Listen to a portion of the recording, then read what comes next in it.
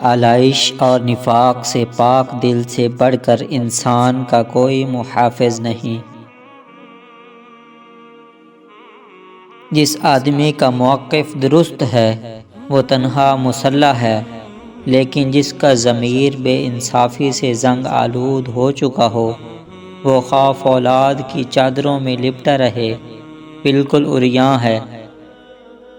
نصیحت سچی خیر خواہی ہے جسے ہم نہیں سنتے، لیکن خوشامد بدترین دھوکہ ہے جس پر پوری توجہ دیتے ہیں۔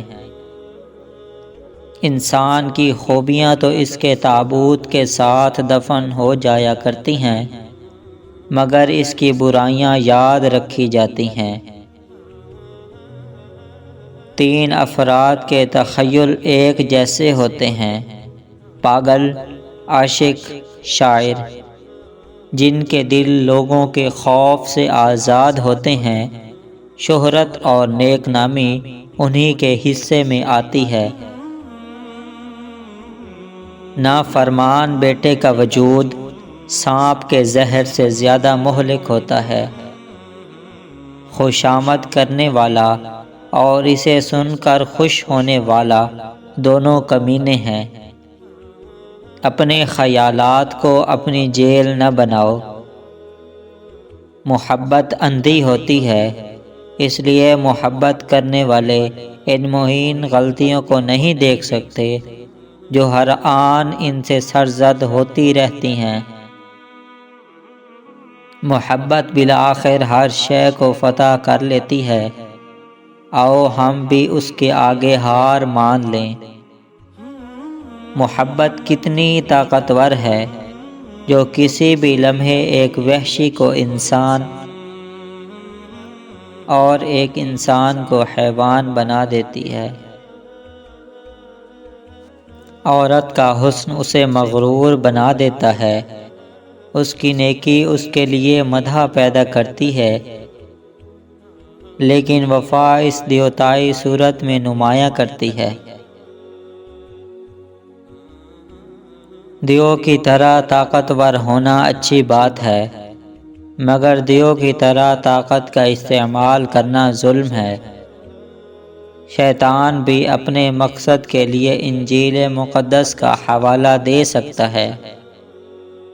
جدائی میں محبت کے شعلے زیادہ بھڑک اٹھتے ہیں۔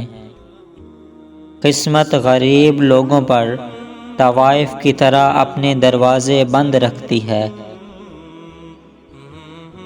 انسانوں کے حالات میں ایک وقت ایسا آتا ہے جب وہ ایک لہر کے بل پر کہیں سے کہیں پہنچ سکتے ہیں، لیکن اگر اس موقع کو ضائع کر دیا جائے تو پھر اس کے دوبارہ حاصل ہونے کا امکان نہیں ہوتا۔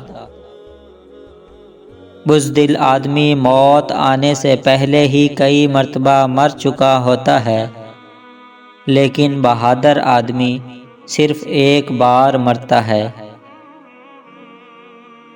نہ قرض خواہ بنیے نہ مقروض، کیونکہ قرضہ اکثر نہ صرف خود بھی ضائع ہو جاتا ہے بلکہ دوستوں کو بھی جدا کر دیتا ہے۔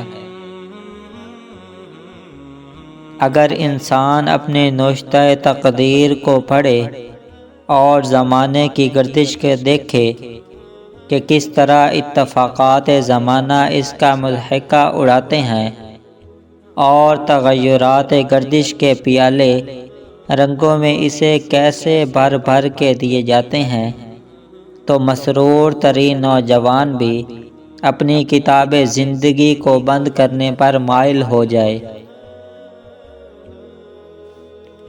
نام میں کیا دھرا ہے، گلاب کو کسی نام سے پکار لیں، اس کی نگہت اور رنگینی میں کوئی فرق نہیں آئے گا۔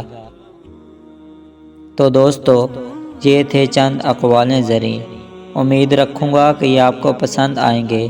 اگر آپ اقوال زریں ریٹن میں پڑھنا چاہتے ہیں تو اسی چینل کے نام سے موسوم ہماری website Encyclopedia Urdu Hindi ہے، آپ اسے بھی وزٹ کر سکتے ہیں۔